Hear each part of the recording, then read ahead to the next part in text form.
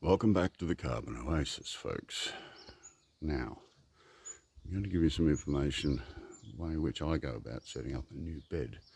Now, you will recognise the cool store, which says tripping over a pot, and all this gravel has come from in between the edge of the cool store and one of the newer beds that I've established, which has got coriander, spring onions, pak choi and spinach in it.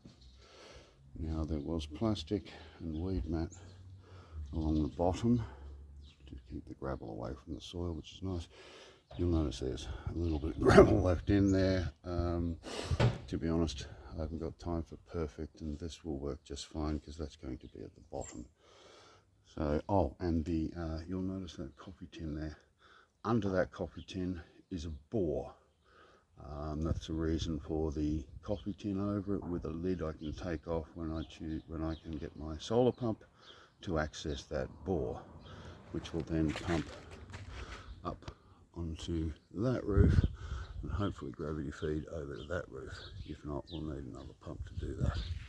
But it can be done, and it will be done. All in good time. This takes a little bit of planning and patience. So the first thing I'm going to do now that I've created a weed-proof wall is to bring some of that soil from that dirty big hole over and populate it. So at first I'm going to put a few ashes on there, but there's the first barrel load of soil to go on top of that, and I'll keep you updated. Peace, love and light. Welcome back, folks. You can see over there there's a very small light load of ash and coal that's gone on there.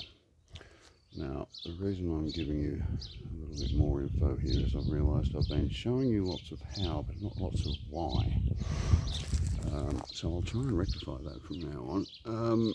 Now, why I'm going to do what I'm going to do. I'm going to put a layer of this on there, and then I'm going to put a layer of sheep manure on it. Then I'm going to put another layer of this on, and probably another layer of sheep manure. But they're not going to stay that way. I'm then going to turn it all over and then see if anything else needs adding to it. And the reason I'm going to turn it all over is in here we have reasonably large chunks of things. We've got organic matter,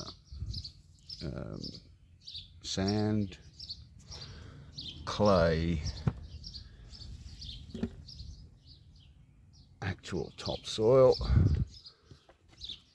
more clay, and as you can imagine, I'm wanting to give nature a bit of a flying start by doing some of the mixing myself, just to make it easier.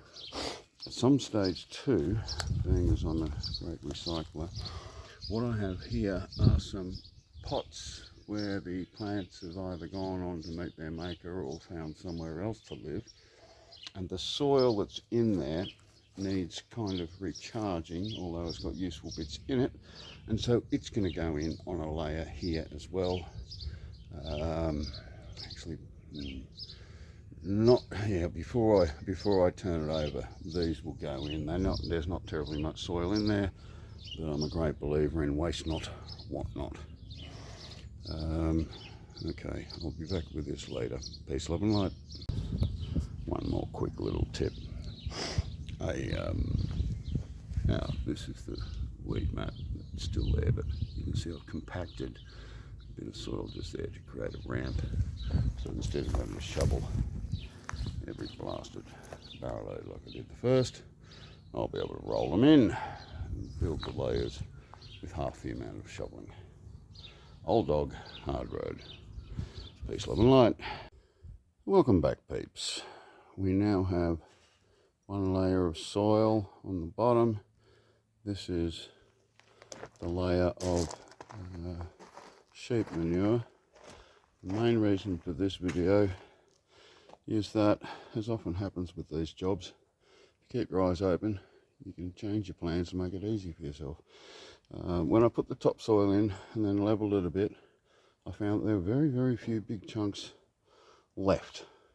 So I've just leveled it off with a rake. Now I'm going to put this on, which the worms and everything else can climb to.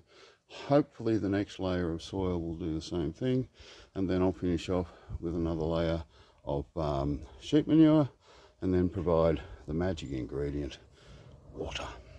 Peace, love and light. Well, welcome back, peeps. We now have layer of soil, layer of sheep manure, layer of soil, layer of sheep manure. None of them terribly thick.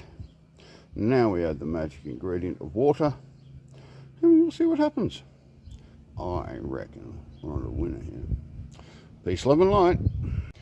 And welcome back. She's now been watered.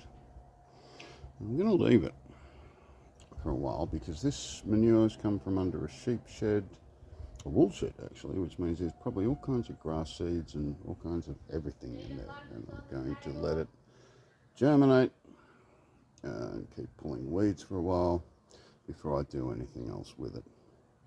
But for the time being, this bed's complete and life is good. Isn't it, Titan? Farewell from the Carbon Oasis. Peace, love and light, people.